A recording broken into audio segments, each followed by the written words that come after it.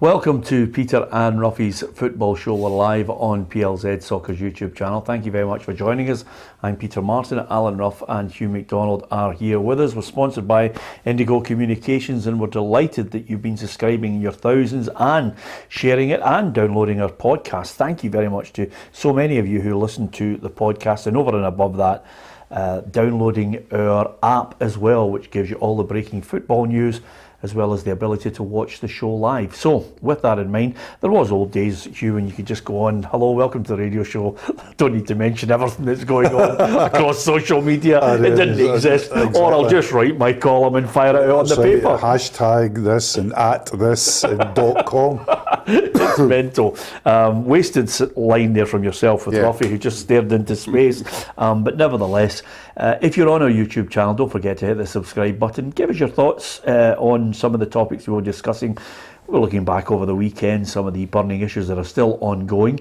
And over and above that, looking to a big week for Glasgow Rangers, because quite simply all the fans are thinking 2 games, if you can just push it one more stage, it's Seville and the Europa League final, and then the real possibility of winning the trophy, and then, you know, you never know, Champions League football guaranteed next season, Ruffy. It is something that's been written off by people.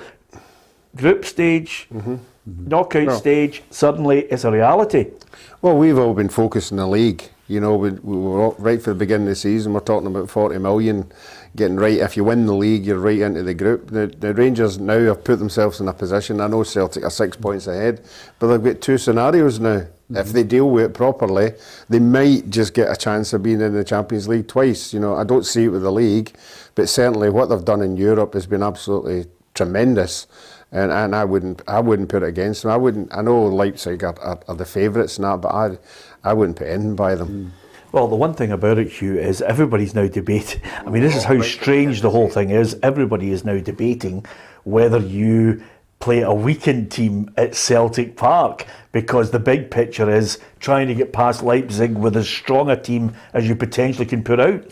I think that is a decision that, if it has to be made, doesn't have to be made to Friday morning. It's a scoreline. It's a scoreline decision. You know, I think there might be a case, you know, for him to have a real look at it in Friday morning, if a nothing each or a 1-0 or something like that.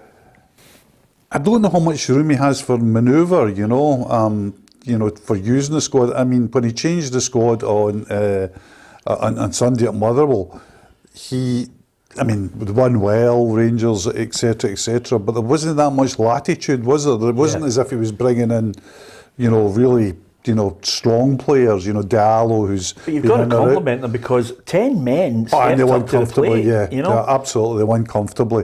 But Celtic would be a different proposition at Celtic Park. The interesting thing about the whole Rangers thing is, you know, people say to me, because I follow German football pretty closely and I've watched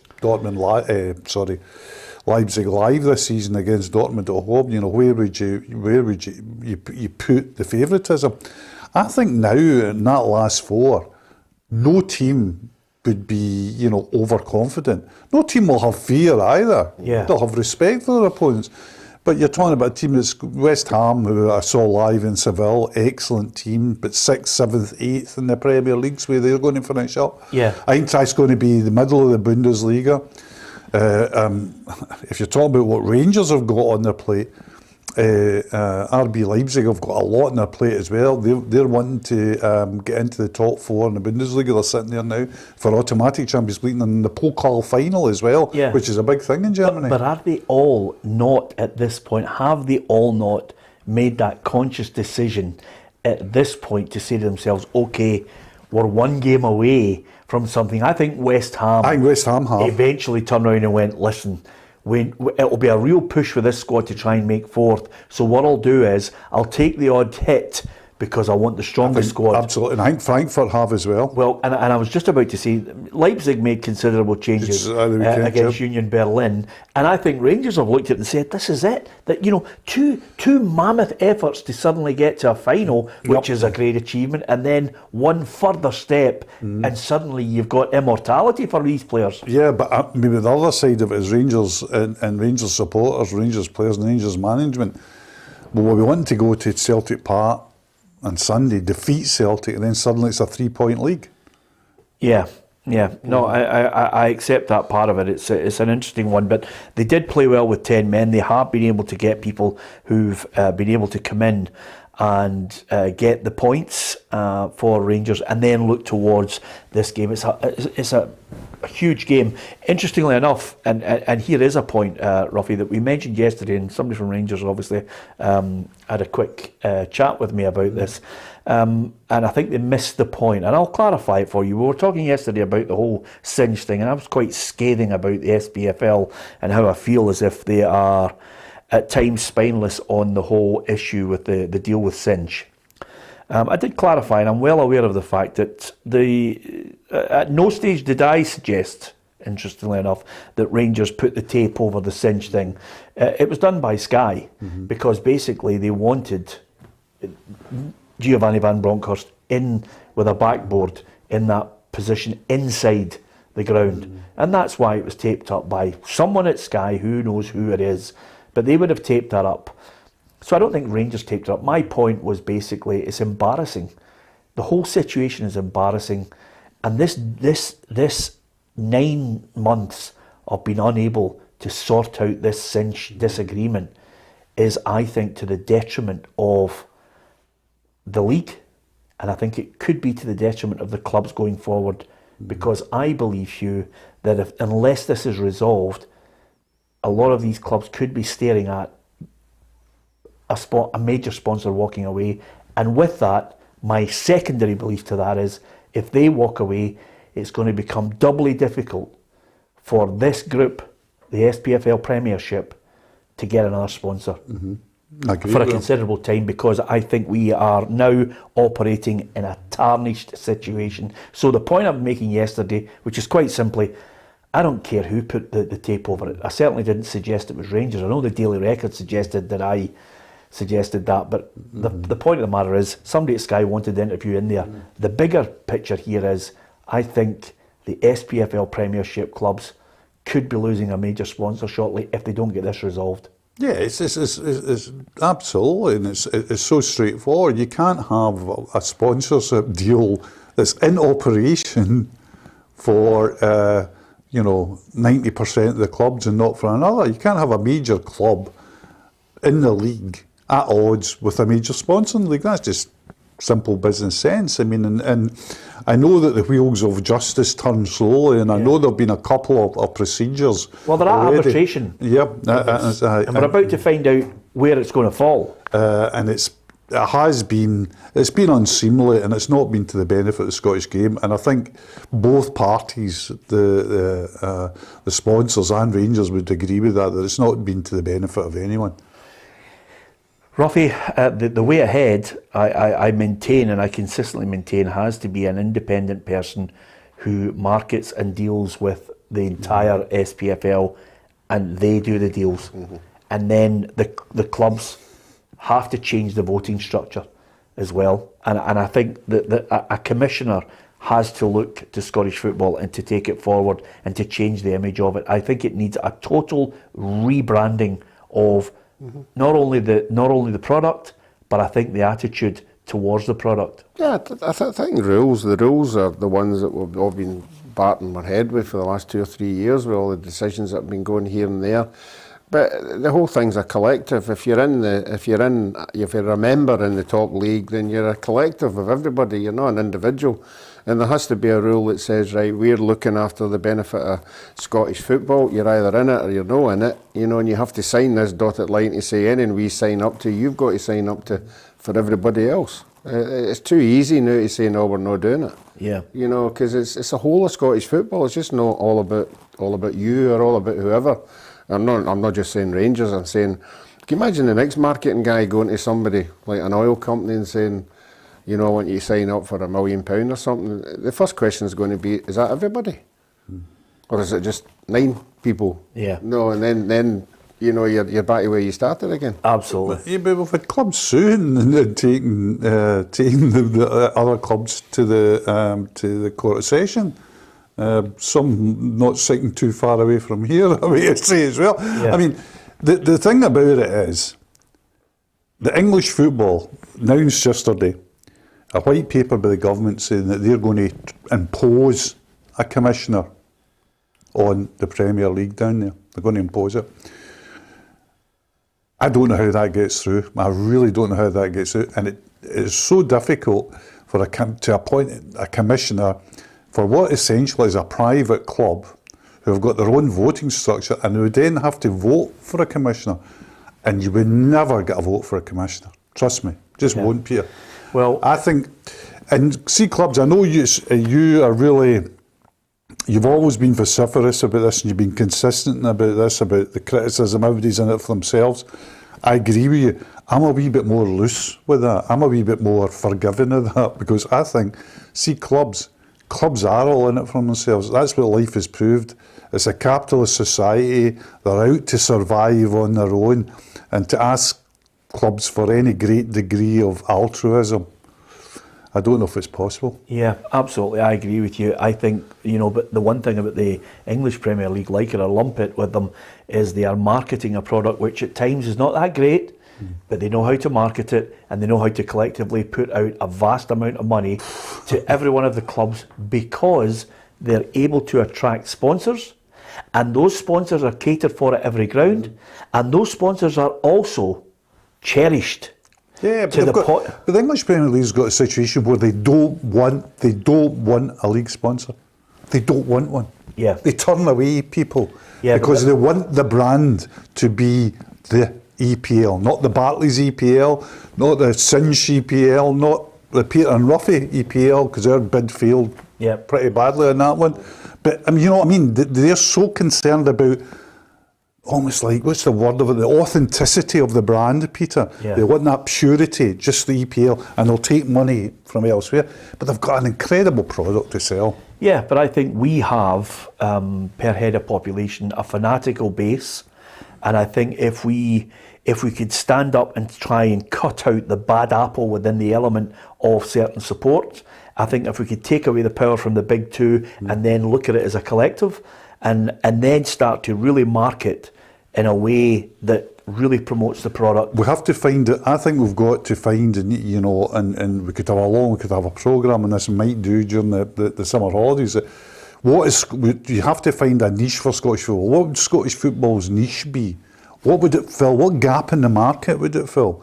Could we promote it as this really eccentric, honest league, you know, where you've got managers come out saying they're going to go naked, and you know, and you know, you've got boys sitting up on the roof. You've actually come up with 3 or 4 different adjectives there that we don't have, and we don't even have it. We don't even have sporting integrity in this league. But you know, do we? You know, what do we find? What's the Scottish football there for? I think it would be great to find a slot for it that we could sell to you know, if we could say that every Friday night football was Scottish football all over the world. Yeah. Hugh, we tried it. Honestly, when I was at Sky Sports, we tried to push the envelope on a number of things. Blocked, you know, and it's been one catastrophe after another. They need a rethink. Whether I'm going to be alive to see it or not, I don't know. But certainly from Ruffy will be. From our point of view, Ruffy, you will be, by the way. Yeah. Listen, William Wright says, when does Charlie Adam come on the show? I have a great selection of walking sticks for him to choose from.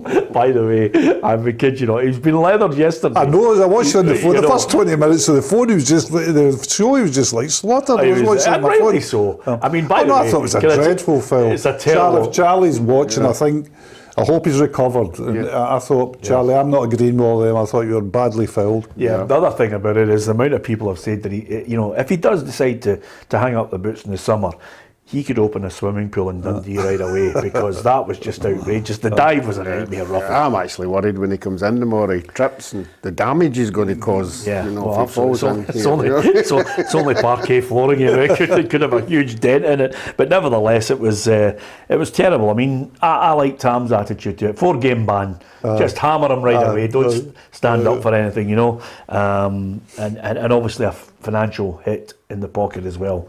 I'd like to thank a lot of people, and I don't know really where people's values are, but there are some people that think, how can you defend that guy, you know, just because he's your pal or something? And I'm thinking, my God almighty, Ruffy, is that where we're in? Is there draconian measures here? Should he be birched? No. Should Charlie come in and then just Hugh just scalps him on the back? I mean, I think you've got to look at the humour side of it. Yeah. You know, and Charlie was big enough to have a laugh at it as well, because he knew exactly what he had done. Yeah. And that's what we're missing in the game. I mean, what, diving? No, I'm saying never dived. If somebody had passed it to somebody on the byline and they went to stop it and it went through the leg and went out, they would be, oh God, that's a shocker, that, is it not? We might be laughing, there'd be a bit of humour, there'd be a bit of smile, you know. I mean, I don't know. I mean, I'll tell you one example of a bit of humour in the game. Yes. Dixie Deans. Yes. Dixie Deans was up for anything. And he was playing for Celtic once, and it was round about Halloween time, and we played them at Firhill, and in the first 5 minutes of the game, they got a corner, and Dixie was standing in front of me with a pair of vampire teeth. So they tricked he's got to me, what do you think of that? There's a corner coming out. And Dixie was full of it, you know, the coloured chewing gum. Anybody want a chewing gum before you go out, and 4 or 5 people would take it. Next minute, your teeth would be green. The frightening thing, it'll be 50 years since Dixie scored that hat-trick in the Scottish Cup final. Right. And 50 years since he missed the penalty against Inter Milan. How many years? 50, he'll be. Incredible. 1972. By the way, I hate to say this, Hugh, I don't want Ruffy to sound like an old fuddy-duddy with this, but there are lots of people who like a good noise up in the game now. I know lots of great characters in the game, lots of good boys who will be at the PFA Awards on Sunday night. Footballers today like a noise up as well. Just sometimes I think because of maybe social media at times we're always on the negatives, but there's lots of good laughs. Charlie's, if you look at the cold light of day, does Charlie know he dived? Absolutely he does. What was he trying to do? He's trying to win himself a free kick. It's a disgraceful dive.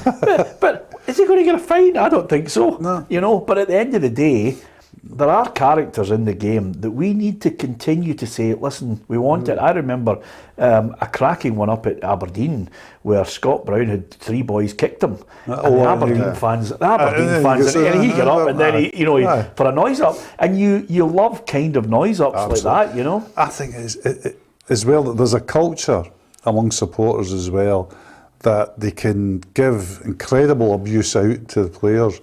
But if players in any way turn around with the most anodyne response to that, they clutch their pearls and become, oh, that bad footballer made a sign to me. Yeah, that bad footballer you've been calling him. Yeah, exactly. For the last 90 minutes. Come on. Yeah. We're all supposed to be grown people. We know what Charlie did. The fact of putting him in the docks for not being his friend anymore. Anyway, give us peace. He texted me saying your YouTube's at 2.5 million. So he's monitoring how many people are watching it. But anyway, listen, I agree with everyone who said, listen, it was a dive, it was bang out of order. It doesn't matter if it's Charlie or anybody, it's wrong. I don't like to see diving. When he comes in on Friday, he's getting it. He knows he's getting it. Should have a bed in for him. We should do something mad for him. A recliner. Get a pool. Just a wee mini pool there. The wee plastic one. Yeah. Greg McVeigh says, great show, guys. Can you give a shout out to my dad, Greg McVeigh Sr.? He's from Cardowan, who retired on Friday. And he said, cheers, guys. Greg, to your dad, thanks for watching the show. Retiring. Magic. Fantastic, eh? Ruffy, do you know that feeling? I don't know what I don't know what it's like, but I don't know if I'll ever get to know what it's like. But that feeling of just retiring, and then what do you do? I mean, for you, it's easy. It's tennis. It's golf. And the most. I mean, I hope he does have other things to do when he retires. It keeps him going, because my immediate reaction is Sir Alex Ferguson. When he retired, he didn't know what to do with himself.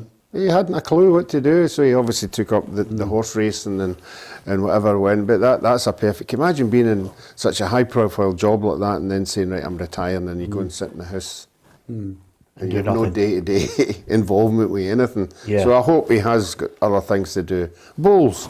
We take up bowls. That's a very good social life. Greg, have you been into bowls? As a warning to Greg, don't let your dad take up bowls, by the way. Honestly, you're going to get the bowls people. I don't you're care. going to hit the bowls people, haven't you? Honestly, I don't care. I don't think I'm going to lose too many fights. I've had a look at them. Actually, to be fair, by the way, I have to say one thing to you: there's a lot of young people playing bowls now. Aye. A lot of young people are playing bowls, but not for me. I like a sport where you can actually. Hurt the player or thrash one of your workmates. That's why I love thrash one of your workmates. Yeah, I heard the indoor. Can I just say something to you? You were on the programme when Bonzo got the graphic up 6 love, 6 love, 6 love. Were you not? I remember it well. And it's taken me a heck of a lot of money to get to the point to actually get him moving on that court. Although he did play golf in the morning, I'll give him that. But I did win. You won. That's I don't care about anything. There's no else. asterisk against it. No, there's nothing. It's a win's a win. And Niall Kane, who's been with us for such a long time, Niall, thank you very much for sticking with us and telling your pals and getting lots of people to join us on the programme. He says, thoughts on the rumours regarding Roy Kean wanting the Hibs job. Okay, who's going to make the first fool of themselves? I say there's not a cat's chance in hell Roy Kean drops the million or so that he's on at Sky to take a job at Hibs for 20 games and a chairman and his son who decide. Yeah, I would have to agree with that. I think he's wonderful on the telly. He's the best as far as I'm concerned. He did threaten down in England to maybe do it, and I think England's maybe a bigger attraction than up here. But the circumstances at Hibs is all for everybody there to see. If he goes into that interview room and the owner says, "Look, we're picking the players," I'm sorry, that's not going to happen with Roy Keane. Yeah, absolutely. Don't see it at all. Absolutely not. I'll tell you one thing that I do see, by the way, because I had an interesting chat with Roy McGregor up at Dingwall, is the fact that he's well aware that in the summer Malky Mackay is going to be sought after. Now, I can't see Malky Mackay taking the Hibs job either, but stranger things have happened to you, and I think it might be a situation where at least Malky Mackay is strong enough to say to him, if I take the job, the basis that you hired Sean Maloney on, all bets are off here. I'm sorry, I pick the team, I do the transfers, I want to build this team. Give me 18 months to build the foundations here, or go and get some lackey that you can control. Yeah, I mean, the basis of it is this thing: do you want a manager, do you want a head coach? And if you want a head coach, you go and you just find a guy that'll coach the players that you've recruited through the head of football, etc., etc. Malky's not going to buy into that. Malky's a very intelligent man, as we both know. He's also a very good football coach. And the big cloud that was hanging over Malky Mackay, as we all know, was the text scandal, and he was going to find it very difficult to get out from under that. So he needed a job to go to get out of it. He got the SFA, and now he's moved on to the Ross County job. And that cloud has shifted a little because people have come round to the idea, right, he's done his penance. There will still be people that will be against it, don't get me wrong. But I think the general feeling is he does. And Malky will know, not just what's happened at Ross County under him, but the way it's happened, the player recruitment, the way they play, the position in the league. It puts him in a great bargaining position, not just for Hibs, but for other jobs as well, Peter. Yeah. We had him on the show, and he was full of remorse, quite rightly so. And when we had him on, it was a new career for him. He had to rebuild himself. Absolutely. And I think he's done, just as you said there, he's done everything properly. He's went in with the SFA, he's went to Ross County, and he's building himself back up to where he was. So let's not kid ourselves on. Where he was in English football was big. He was Premier League manager. That's right. So it's not using's not the right word. He started at Ross County. There is now a stepping stone. It might be Hibs, and he might have in the back of his mind, I want another stepping stone. I want back down to England. So he has to approach to the next job that he gets, if he is, we're not saying he is, if he is going to move, it has to be the right stepping stone for him. Well, if you're a manager in English Champion, if you're an owner in English Championship, whether it be, say, West Brom, who've had a disappointing season this season, they've got they've got Bruce in from the ex-Manchester United centre-half. They've got him in. It's not working out. You've got to think Malky's on that kind of radar. You know, if you're a team that's finished 8th or 9th in the Championship and want to go strongly for the playoffs or for automatic promotion next year, Malky's got to be on the radar there. And that's a step away from the biggest league in the world. One step away from the biggest league in the world again.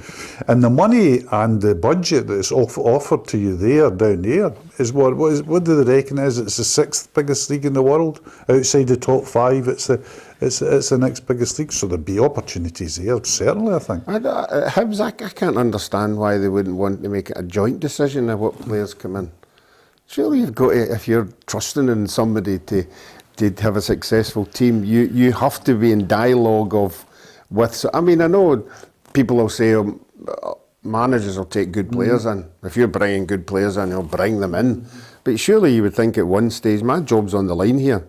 You know, you need to let me be in what's happening and have a wee listen to what I'm going to say before you bring them in. You would thought that has to be the way. Well, interestingly enough, I had a really good chat with former Celtic boss Martin O'Neill, and that one-to-one is released tomorrow on the programme as our one-to-one. You've hit out the park this weather, Pedro. I'm now just about to move into another level to see exactly how good everybody can keep pace with us here.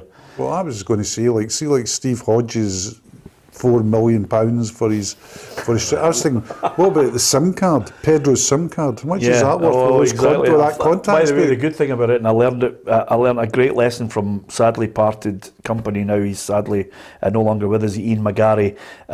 Ian was a written journalist, and sometimes they can be precious, and you're not one of them. There's a number of people that I know that we all help each other out, and that's the nature of it. You know, if you contact, you phone people, you get them to lift the phone, and the great thing about it, from my point of view, and Ruffy, I'll tell you, for 10 years, you know, we had Walter Smith on the programme, and Walter's words to me were, anything you need to help, I can help you, son.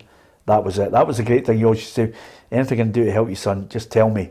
So he would do that. If people lift the phone to you and you have a bit of trust, you want to watch. Martin O'Neill was basically making the point, which I think is great to listen to tomorrow, which is basically, he said, when I arrived at Celtic, I'm the manager of the whole club. That's a fact, absolutely. And even then he said, and yes, tomorrow's interview is basically, talks about Sean Maloney, talks about the treatment, talks about the treatment of the teammates to Neil Lennon and what they've dished out to him. And he also mentions the fact that he wanted to be manager. Dermot Desmond said to him, you know, realistically, transition, we're hoping you can win the league in year 2. You know, and he said, and we won it in year 1 and won the treble. So there's lots of great stuff, but he said, I'm the manager. Aye, and that's, Peter Law will tell you the same. You know, he would tell you that Martin O'Neill, in terms of football, in terms of the decisions, football is completely in control. And Martin's always been this. It's almost been like this Clough kind of paradigm of suits versus boots. It's the boots that's got to make the decisions. The football club is all about the boots. The suits come and they capitalise on that properly by raising revenue and selling players on. But it's all about the boots. It's all about, you know, what you do in the park. And Martin would have known that. And I'll be really looking forward to listening to that, because it's always, not only is he a good guy to listen to, he's always very insightful about things. And I know I got a whisper that you've talked to him about the change football culture as well, and I'll be hugely interested to listen to that. Yep. So that's tomorrow. Ruffy, we've got lots of great one-to-ones coming up as well. Chatting to people who basically love football, and it's right across the board. Right across the board of Scottish football. Former players and also former managers, current managers. If you hit the subscribe button, you'll get to hear maybe some of your favourites as well. We're absolutely delighted that the people who have decided to stick with us on this. The Scottish football writers, have their big do on the Sunday, which the Sunday after the PFA one. I'm really looking forward to the PFA one this Sunday, Hugh, because they've released the team of the year. Right. So we know the team of the year. Tomorrow, the nominees, our reporter Kerry Pollock will be out there with the team, interviewing the nominees from Player of the Year, Young Player, Women's Player of the Year, Young Player. And the team of the year's been released. I wonder what you think of it. So there's Craig Gordon, there's Cameron Carter-Vickers, there's James Tavernier, Josip Juranovic, John Suter, Callum McGregor, Regan Charles-Cook, Tom Rogic, Alfredo Morelos, Jota and Kyogo Furuhashi. Is there anybody missing that you would think maybe is worth a shout? I'm trying to think. I don't think there's anybody. I mean, Furuhashi hasn't played that much this season. Well, I was going to say, but he scored a bar load of goals. But the one thing I would say is 3 or 4 of them there are maybe, they've done so much in a short space of time within a part of the season that the players vote for this, by the way, that people have said they're worthy of it. Morelos picked up an injury of late. Kyogo, you highlighted. Also, John Suter, injury of late. Yeah, I mean, this is the PFA Premiership Team of the Year in the PFA. You can't argue if that's what the players have went for. I don't think there's anybody there that's. I'm trying to think of anybody that would have in that isn't in it, and I'm not. I'm not finding. I know Suter's a wonderful player, and I think he's missed a wee bit of this season. I think Connor Golson's had a great season. Yeah, a number of Rangers friends of mine are saying. Is Ruffy been at the games? They're not as enthusiastic. Connor Golson? Yeah, they're not as enthusiastic about Connor Golson as you are. I thought he's had a great season. Yeah. I know it's just based on Scottish football, but if you throw in Europe as well, you know that. No, I think he's been superb. Yeah, I really do. Just an opinion. That's the nature of it. I think it'll be interesting to see how all the nominees come out. It's not a bad team. I think there's maybe one tweak here or there. Yeah, there's not much I would really argue with. No. There, no. So tomorrow at the Hilton, we'll have a live feature. Tam McManus, Richard Foster, Ruffy and myself will be joining Kerry Pollock out there at the Hilton, and we'll find out exactly what's going down with the overall nominees and who could potentially win it on the 1st of May. It's at the Hilton in Glasgow. Really look forward to it. It's always good. A bit of banter with the people who come up there. Previous winners, roll of honour, then the players come up, and the players really do like it on the basis, Hugh, that they are nominated by their fellow professionals. It's just a great night. I'm going to miss it because I'll be in a queue for a ferry going to Arden probably at that time. A 24-hour queue going for a ferry. But anyway, it's always a great night. It's always a night full of kind of bonhomie. The players look at it. For many players, it's just about the end of the season, because only certain teams, there's only 2 teams going for the Scottish Cup, 1 team still in Europe and 2 teams in for the title. It's probably a wee bit more interesting at the bottom end of the table. But anyway, for many of the players, it's just about, let's get the beach clobber out. So it's always a good night. I think without blowing smoke up your bahookie, you always make a really good job of it, Peter. It's a good fun night. Some of my greatest moments at dinners have been at that dinner. I thought the Michael Higdon moment, Michael Higdon was terrific. Should we have offered to buy him a drink, Ruffy? Do you think that's what finally pushed him over the edge? No, well, he'd obviously bought us a drink, but by the time we were going to buy him a drink, I don't think he'd be able to hold a glass because he had handcuffs as he left out the door.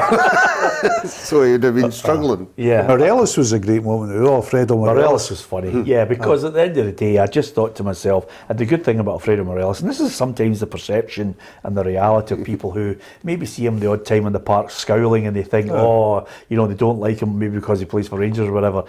I just had learnt a little bit of Spanish to speak to him and ask him the question about winning goal of the season. And, you know, he gave me the wink, started laughing, and answered me fluently in Spanish, knowing that I wouldn't have a Scooby what he was saying. So, as is my wont, I decided to just make up what his reply would be. I didn't know somebody was going to film it, which is not really good for the PFA, but it was a right good noise up. It was good fun. Who was the guy as well that came up one year and you said, you know, he's a top goal scorer or something like that? Alan Russell. And you said, you must be, you know, very grateful to all your teammates. And silence. Absolutely. I know it's really it's interesting to get the players' insight into it, and I'm looking forward to Rory McAllister as well.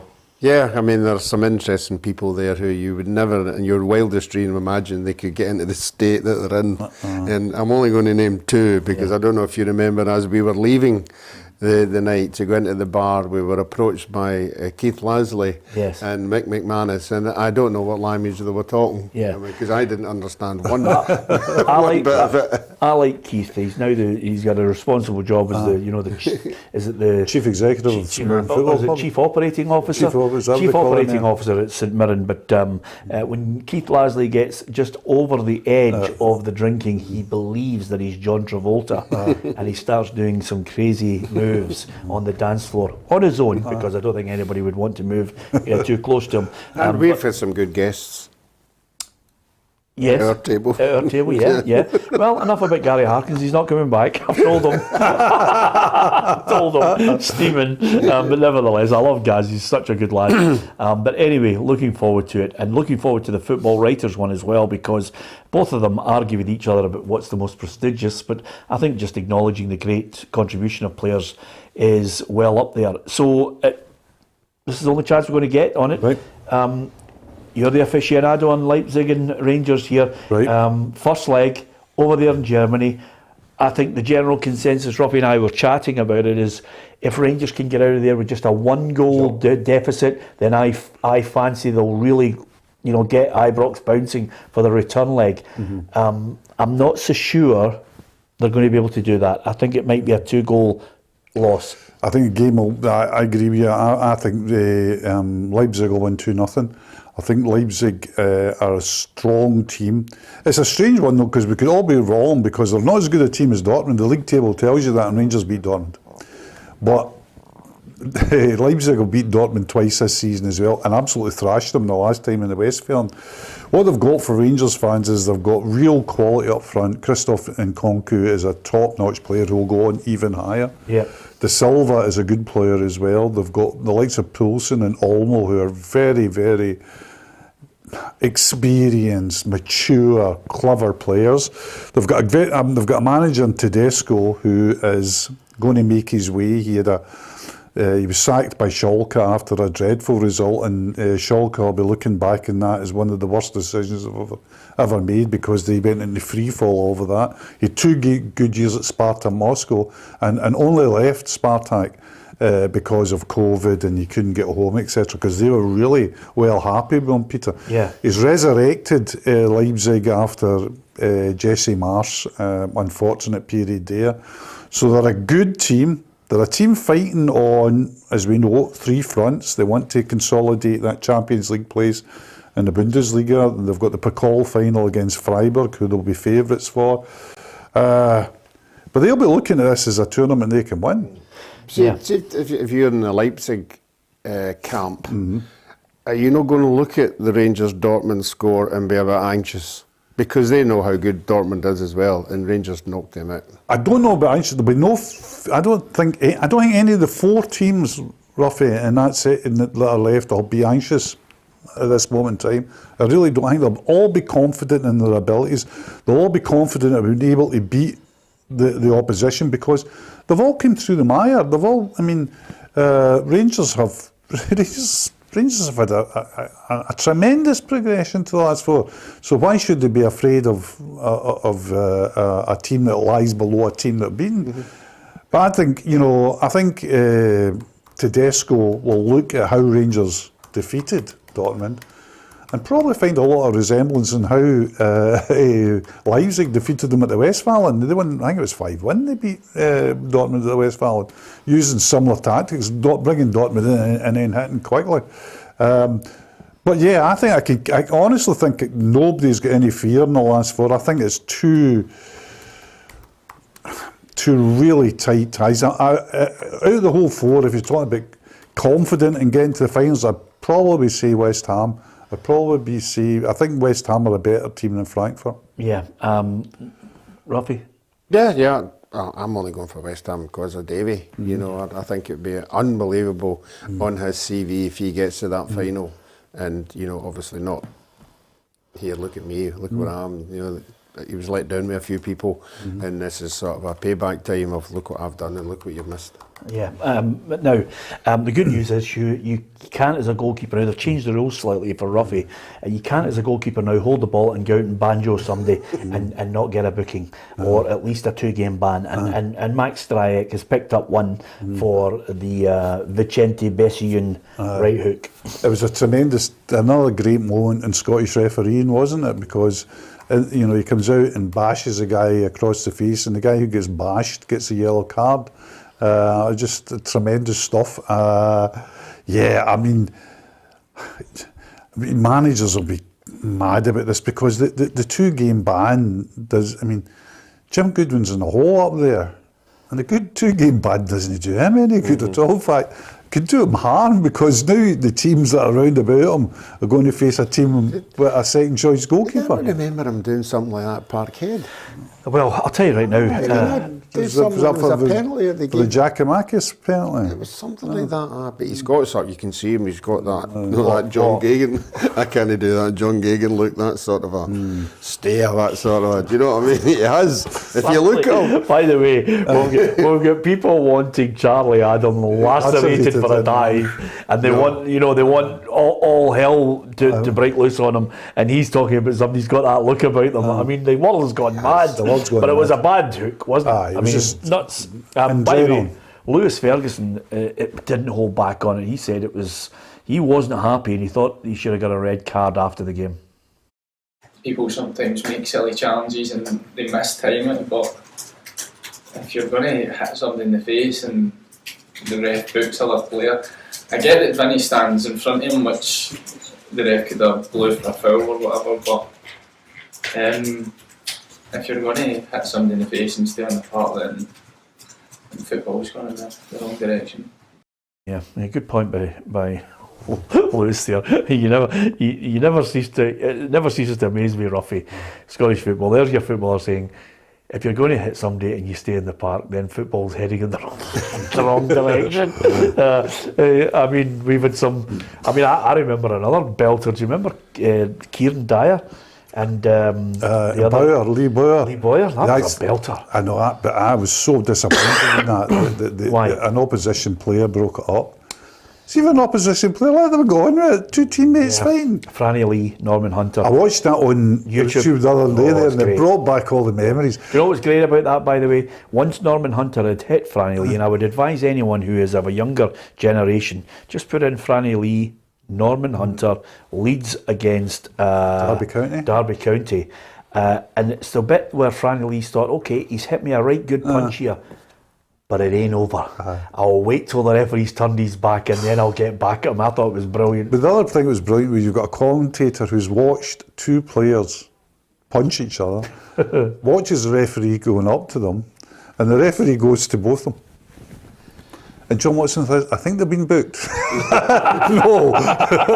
Yeah, and then the fight on the way off. Oh, the fight on the way off is magnificent. You know, I'm not condoning people fighting, but it's a good watch. In the days of YouTube where people start laughing about people skating on their back end, this is well worth it. Well, I remember I interviewed Johnny Giles, and Johnny Giles at Wembley punched Kevin Keegan, which led to the great Keegan Bremner bus stop, and they fought on the way off. And Johnny Giles says, I remember it well. He says, I thought Kevin was putting himself about a bit much and was going over the ball and that. He says, I was meant to sort him out. He says, I just turned round and again, you can put this on YouTube, just turned around and gave him one. Yeah. And the referee saw it and he got booked. Yeah, which is fair stuff. That's when men were men. Celtic Rangers. John Beaton is the referee for Sunday's Celtic Rangers match. I wish VAR was VAR was here now, because John Beaton is on a hiding to nothing. Honestly, I mean, pre the match, post match as well. I hope John is able just to get through the game, and there's nothing contentious. Listen, he's a nice lad, good family, gets on with his job. Whether he's a good referee or not, everybody can draw their own conclusions. You just want referees to get through it without getting any hassle, and there is lots of it after the match.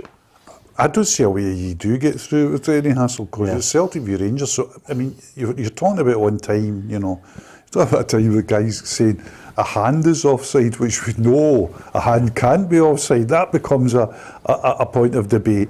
You're talking about in Celtic games this season, the awarding of a corner kick can be scrutinised deeply. So how you get through a match of this importance without any controversies, I don't know.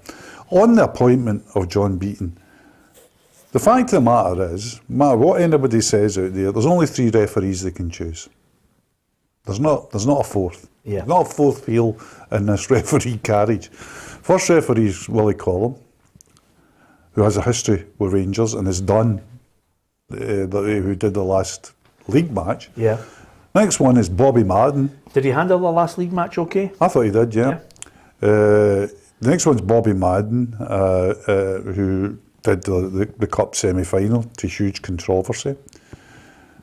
And the third one is John Beaton. So anybody who's in any way surprised at the appointment of John Beaton today hasn't been watching Scottish football. This was the only way they could go. Yeah, absolutely. It's going to be a huge game. It could be win or bust in a huge week for Rangers. Of course, all the Celtic players up at Dingwall were talking about, maybe a wee bit of revenge in the air. Greg Taylor keen to emphasise they're going to stick to their usual game plan. I think the game was close last week. We can definitely be better. We try and improve every week. We can be better than we were today, and can be better than we were last week. If we stick to our beliefs, and hopefully if we do that throughout the whole 90, then we'll be successful. Yeah, I think we're keen to emphasise that it went to extra time, and it was just as Ange Postecoglou mentioned, as Greg's mentioning there, just fine line, one moment, one chance. That's the way it's been going. Yeah, the fine, I've said it, the fine line for me was Vickers hitting the bar. The teams were so close together, and you would have said if it went 2-0, then the game was over as far as I was concerned. But to Rangers' credit, we knew what they'd done a couple of days before, and they went to extra time, and they did everything well and above what was asked of them, and in the end they deserved to win. But these games, as you've said there, can turn on wee moments like that, and I think it'll be the same at the weekend. Yeah, I think you've got to try and keep a balance in these things, but there's certainly a lot at stake, and it's got that kind of a real edge to it. I think it's going to be really interesting to see the team selection from Rangers based on what happens to on Thursday night, and then from there how Celtic handle it at home, and of course the other thing about it, which some people have to get a sense of perspective on it. Johnny says if they win, it was Ange Postecoglou. If Rangers win, it will be the referee. Johnny, I think you've been a little bit far from gracious there, because I think the overall certainly on our programme, and I think lots of really good pundits on radio and TV and in the written press had mentioned the fact that Rangers deserved the win in the cup game. I think that the point that's been lost and sometimes is taken out of context is the referee had a poor game for both sides. It's that nobody's picking. There's people that suits their own agenda on it. He had a poor game for both teams. Yeah, I think on the day, there was a lot of decisions where we were left scratching my head, but we've been at every game. If you've been at games throughout the year, you've been scratching your head at a lot of decisions. So it just shows you they don't get it right all the time. They have bad days like anybody else. As far as, for me, Old Firm games is all about the players behaving themselves properly, because they're the ones that are diving in and lunging, they're the ones that are wee niggles off the back, and then the referee's got to make decisions. So if there's no bad feeling between the players and they all play the game to the ability they have, you don't notice the referee. You might make a couple of bad decisions, But at the end of the day, we don't want red cards. We don't want, things like that. Yeah. The reason why I'm getting excited is there's a statement come out. I love a statement on the programme. It's always good. So let's read this one out. You know what? You're a disgrace. He's not been. I don't even know why. We stick with you after 10 years. There you go. Do you know what I mean? If you had a new signing sitting next to you, you wouldn't announce them to us. Partick Thistle would like to release a statement here. Following our final regulation home league game of the season, Partick Thistle can confirm that a full renovation of the pitch at Firhill will take place at the end of the current season, commencing as soon as it fully concludes. To help accommodate this, we've requested that our 2 Premier Sports Cup home group matches this summer are scheduled as our final 2 group fixtures. We'd like to take this opportunity to thank our head groundsman Alan Finlay and all the staff for the hard work.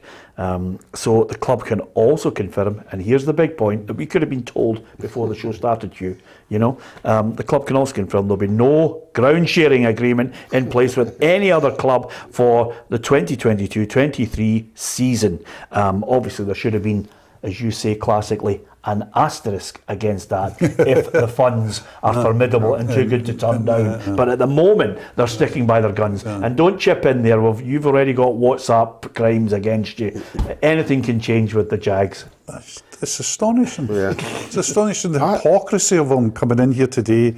Not even a sniff. Not even a sniff. And then going on about, clubs have to do this and clubs have to do this. As a representative club that's suing the rest of Scottish football. Yeah. I mean, he's just, even by Ruffy's standards. Did you honestly think we were going to leave the park in the state it was in? I know.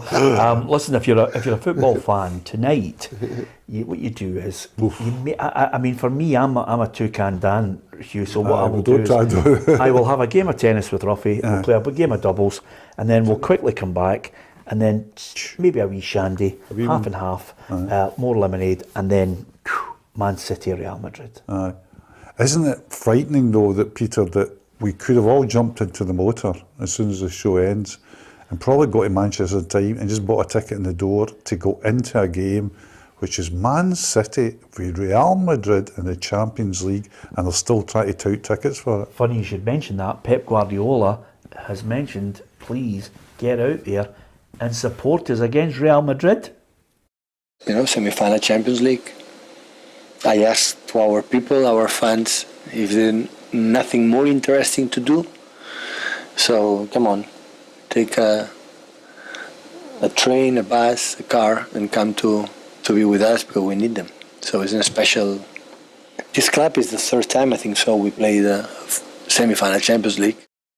Semi-final Champions League, and he's saying if you've got nothing better to do in Manchester. Now there's a lot of great pubs in Manchester, and I have been to a few raves down there, but come on, Man City, Real Madrid, should we forget the tennis, get in the Millennium Falcon and drive down there? Yeah, I can't get. I know fans are asked to pay a lot of money, weekend, but this is Real Madrid. Real Madrid. I mean, you could go down there to stadium. You can go down there tonight and watch De Bruyne and Benzema and Modric. Just go. Yeah. What? I know. And Hugh, to be fair, if you are a football fan who absolutely loves football, then you could go a step further. Mm-hmm. You could actually get in the Millennium Falcon car tomorrow, and after the show, head straight down to Liverpool to watch Liverpool against Villarreal. Yeah, but you couldn't get in unless you've got real big pals that can get you into the ground, because the chances of trying to get a ticket for Liverpool v Villarreal on, shall we say, websites, you're paying 400 quid, 300, 400 quid for, because they can't get it for love and money. But if you've got special pals that can get you in, I don't know if there's anybody sitting here that would have a special pal that would get them in. To be fair, to be fair, Ruffy, can you pick a better game to go and see? Liverpool, Villarreal. Tremendous stadium, tremendous atmosphere. Walk on, the whole thing. It'll be magnificent. Great. Yellow submarine. It'll be fantastic. Well, it's not one of us two, is it? No, it's definitely not one of you two. And of course, I'm going to Kirkintilloch Rob Roy tomorrow night. Oh, are you? Seriously. Are you going by bus? Have you got a ticket? Are you sure you're going to get in? I'm going to arrange it. Yeah, I want to. It's for the Daily Mail. Yeah, absolutely. Thanks to Ronnie Porter, who says Real Madrid to beat Manchester City both legs. I tell you, it's not beyond the realms of possibility the way Benzema's playing. But I don't know. I think City might win at home. I can't see them getting through when they go to the Bernabeu. Do you think they'll get through the 2 legs now? You think it's Real Madrid in the final? Yeah, against Liverpool. Right. You know. What about yourself? Wouldn't argue much with that. I think Manchester City should get to the final because they've got the biggest budget, and but I always think that Pep's always got. Even when he got to the Champions League final, as we know, with City, and he messed up really against Chelsea. Absolutely. Will he do the same against Ancelotti and Real Madrid? I don't know, but Liverpool, Villarreal will be a grinder. Yes. If they think Everton was sitting in. Wait to Villarreal tomorrow night. Yeah, exactly. Anyway, it's absolutely fantastic. Jimbo says City Liverpool final, Liverpool to win it. Daniel says De Bruyne deserves a Champions League medal. I think a lot of people are going to be watching it and enjoying the football at the absolute top level. If we could all agree as a country and promote our game and try and bring more and more money into it, we could have teams in the Champions League group stages. Just the group stages, never mind anything else. That would do. We'll get one next year. We might get 2, fingers crossed. Listen, if all goes according to plan for Rangers fans, it could be a season to remember where you remember the Europa League winners, Hugh, going to the Champions League. Yep, which is why Villarreal are where they are tomorrow night. Yeah, absolutely. Hey, Ruffy, thanks for joining us. Thanks to Hugh MacDonald as ever. I love a Tuesday with Hugh. Great wee insight to things up to date, and of course you can always pull a great nugget out of the hat from the history books as well. If you get a chance, hit the subscribe button, join the football family. Martin O'Neill is a 1-to-1 tomorrow that I think you might enjoy on the programme. It's going to be released at 8 o'clock in the morning on 1-to-1 on PLZ Soccer's YouTube channel, and then join myself, Richard Ruffy and Tam McManus on the programme live 4 o'clock tomorrow. Hope to see you then. From everyone here, thanks for watching.